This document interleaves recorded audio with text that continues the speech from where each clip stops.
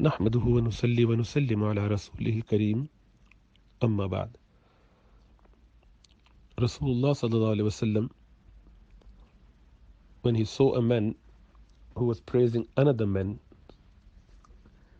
he sallallahu alaihi wasallam said, Wayhak or Waylak, qata'ata unuqa akhi. You have broken the neck of your brother. And there's similar narration whereby a companion by the name of Miqdad actually, Miqdad ibn Aswad, he, radiallahu ta'ala anhu, when he found another person praising him, he took a handful of dust and threw at his face and then said, this is what Rasulullah sallallahu alaihi wasallam told us to do, whoever praise you. So like, you know, either metaphorically, but he took it literally. Rasulullah sallallahu alaihi wasallam metaphorically suggested to deprive the person of the blessings and favors. Now, the reason for that is there has been, especially in the past, people who would go to people, other people, praise them in order to gain some favors, financially or through the status, and trying to say that we are on your side against someone else, praising in comparison to someone else to make you feel good. So there's always some ulterior motives. And that is considered a very bad thing. And that is why the word, you put dust on his face, means you just make him not get what he wanted to get out of this praise. So he had this, bad incentive. So don't fulfill that incentive. The reason for that is when someone praises someone else,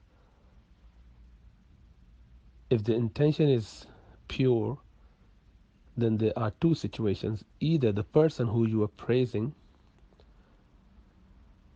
might not take it very seriously, but rather revert it to Allah subhanahu wa ta'ala, refer it back to Allah subhanahu wa ta'ala, consign it to Allah subhanahu wa ta'ala, saying that this is Allah's praise, not mine, because I haven't done anything. Especially it is Allah's, gifted thing in that moment that I managed to do. I could help that individual, or he's praising me for some extra work that I did, or something that I did good. So it's not my praise, the praise of Allah subhanahu wa ta'ala. So that is a sensible person who would never feel arrogant or haughty about this. And someone is praising them with a good intention, not to flatter him, not to, cause any trouble or no other ulterior motive, then that praise is okay. But the praise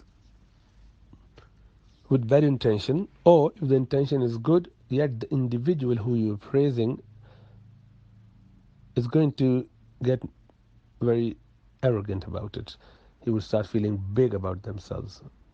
There's a sense of ujub, the feeling something about themselves, this vanity thing, this, self-praise, feeling good about themselves, feeling themselves better or the best. If it is coupled with looking down upon others in comparison, then that is kibr, arrogance, even worse. So ujub and kibr. So if someone could end up having one of those two diseases of the heart, which would take them away from Jannah, in fact they won't be able to even smell the fragrance of Jannah. This arrogance is such a thing. So then you are actually causing more damage. You have broken the neck of your brother. You have cut the neck of the brother by making him losing his chances of going to Jannah straight away. So don't do that. Only do it to the individual with a good intention, and to the person who you know would be able to cope with this praise better. And you would see many a time when we praise someone, that praise doesn't last that long. You say, oh, he's fantastic about this. And next time they would start making mistakes. Many a time You say, oh, this brother is so regular with his Fajr, for example, or Jama'ah. You praise about that, and you find him started slipping.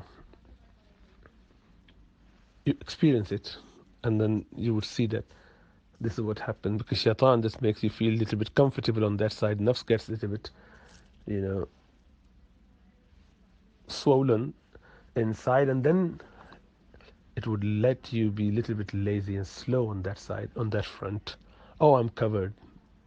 And then you let that door open for shaitan or for nafs, and people would then start slipping. So, in a way, it is harmful. So, it is generally quite harmful to praise people. Encouraging and praising unconditional is obviously, there is a balance to be had. At times, for especially young children, it might be needed, but always use those words as Rasulullah sallallahu alaihi wasallam told us that, that I hope that you are like this.